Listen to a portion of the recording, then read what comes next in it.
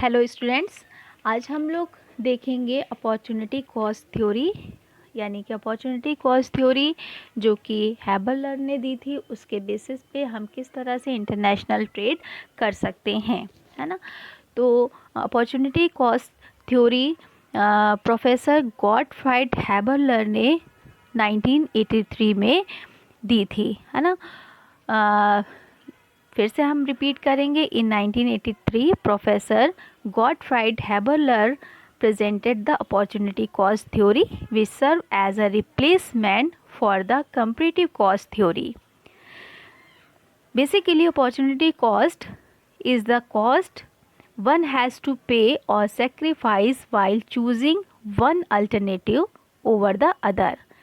तो 1983 में professor Gottfried Haberler ने अवसर लागत सिद्धांत प्रस्तुत किया, जो कि आपकी अपॉर्चुनिटी कॉस्ट सिद्धांत के रिप्लेसमेंट के रूप में काम करता है। तो बेसिकली अपॉर्चुनिटी कॉस्ट वो कॉस्ट होती है जिसका भुगतान दूसरे को करने के लिए एक विकल्प का चयन करना पड़ता है। For example, if a gardener decides to grow carrots, his or her opportunity cost is the yield of alternative crop such as potatoes that might have been grown instant. तो यदि कोई माली गाजर उगाने का फैसला करता है तो उसकी अवसर लागत, उसकी अपॉर्चुनिटी कॉस्ट अल्टरनेटिव क्रॉप्स यानी आलू की उपज होती है जो शायद इसके स्थान पर उगाई जाती। So just like the comparative cost theory, this theory also considers the differences in the opportunity cost of manufacturing products between countries as the basic foundation of international trade. तो आपकी जो comparative cost theory है, ये जो आपकी comparative cost theory है, उसी की तरह ये सिद्धांत भी कंट्रीज़ के बीच में मैन्युफैक्चरिंग प्रोडक्ट्स की अपॉर्चुनिटी कॉस्ट में डिफरेंशिएट को इंटरनेशनल व्यापार का मूल आधार मानता है। ठीक है। दूसरा हम अब बात करते हैं कि अपॉर्चुनिटी जो कॉस्ट होती है वो अपॉर्चुनिटी कॉस्ट थ्योरी के अकॉर्डिंग प्रोडक्शन के फैक्टर्स, उसके रिसोर्सेज लिमिटेड होते हैं, तो इन्हें सभी यूज़ में नहीं लगाया जा सकता है। यदि इन रिसोर्सेज को, इन फैक्टर्स को किसी एक ऑब्जेक्ट के लिए लगाया जाता है तो अदर ऑब्जेक्ट से डिप्राइव रहना पड़ता है, वंचित रहना पड़ता है। फॉर एग्जांपल, एक पर्सन जूट और कॉटन दोनों के प्रोडक्शन में कैपेबल है, लेकिन वो जूट और कॉटन में से किसी एक का प्रोडक्शन कर सकता है। यदि वो जूट का प्रोडक्शन करता है तो जूट की अपॉर्चुनिटी जो कॉस्ट होगी वो कॉटन की वो क्वांटिटी है जिसका प्रोडक्शन किया जा सकता था। सो हैबरलर ने एक्सप्लेन किया कि डिफरेंट कंट्रीज़ में प्रोडक्शन के रिसोर्सेज जो हैं, जो फैक्टर्स हैं, उनमें डिफरेंशिएट या डिफरेंसेस स्टेबल रहता है। अकॉर्डिंग टू हैबरलर, प्रोडक्शन फैक्टर दो होते हैं, स्पेसिफिक फैक्टर्स जिसे हम विशिष्ट साधन भी बोलते हैं, और नॉन स्पेसिफिक फैक्टर जिसे हम अविशिष्ट साधन भी बोलते हैं। ठीक है। तो अब हम देखते हैं कि स्पेसिफिक फैक्टर क्या है, नॉन स्पेसिफिक फैक्टर्स है क्या चीज़। तो फर्स्ट ऑफ ऑल हम देखेंगे कि स्पेसिफिक फैक्टर वे होते हैं जिन्हें सिर्फ एक ही प्रयोग में लगाया जा सकता है, एक ही यूटिलाइजेशन में लगाया जा सकता है।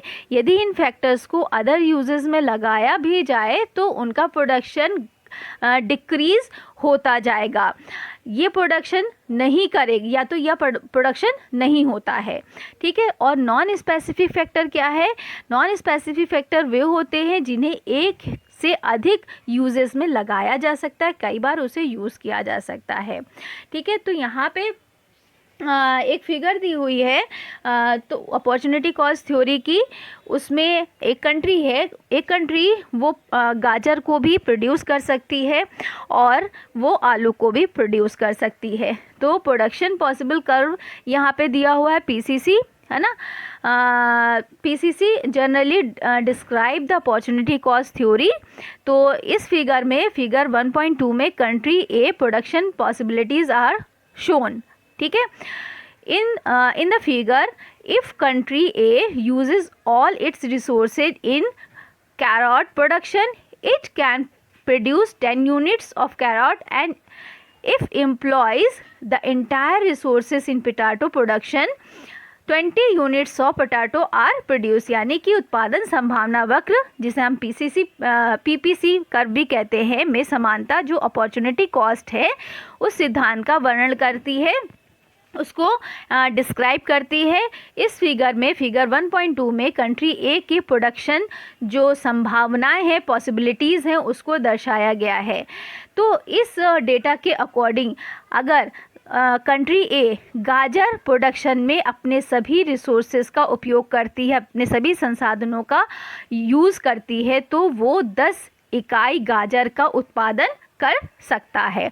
और यदि आलू में उत्पादन में पूरे संसाधनों का यूज़ करता है कि वो आलू को प्रोड्यूस करे, तो उसे 20 यूनिट्स आलू का उत्पादन होता है, यानी कि 20 यूनिट्स पोटैटो की वो प्रोड्यूस कर सकता है। It can also have a combination of both the commodities if the resources are employed for carrot as well as potatoes. यदि गाजर के साथ साथ आलू के लिए भी संसाधन लगाए गए हों, तो इनमें दोनों वस्तुओं का संयोजन एक हो सकता है। When a country produce 8 units of carrots, 4 units of potatoes are produce. तो क्या होगा इसमें, जब कोई देश 8 इकाई यानी 8 यूनिट गाजर का उत्पादन करता है, तो 4 इकाई आलू का उत्पादन होता है। The production of 2 additional units of potato is possible if the country reduce carrot production by 1 unit. अब यहाँ पे क्या होगा, यदि देश में एक यूनिट से गाजर का उत्पादन कम हो जाए, तो जो अतिरिक्त इकाई आलू का उत्पादन इसमें संभव हो सकता है। Here it can be calculated that the opportunity cost of producing 1 unit carrot is 2 units of potato. यहाँ पे ये निष्कर्ष प्राप्त होता है, ये निष्कर्ष कंक्लूजन निकलता है कि 1 यूनिट गाजर के उत्पादन की जो अवसर लागत है वो 2 यूनिट आलू है। ठीक है, तो ये हमारी फिगर एक्सप्लेन कर रही है किस तरह से अपॉर्चुनिटी कॉस्ट थ्योरी वर्क करती है। तो अब इस थ्योरी के बहुत सारे अजम्पशंस हैं जिस पे ये थ्योरी बेस करती है। अब इसके हम अजम्पशंस देखेंगे कि क्या क्या हैं। तो first assumption is factors of production are freely mobile, यानी कि जो भी फैक्टर्स हैं प्रोडक्शन के वो स्वतंत्र रूप से परिवर्तनशील हैं। Second is perfect competition prevails in the market में परफेक्ट कंपटीशन पाया जाता है। And third is all the units of factors of production are homogeneous, यानी कि जो भी प्रोडक्शन की यूनिट्स हैं उनमें सजातीय पाया जाता है, यानी होमोजीनस होते हैं।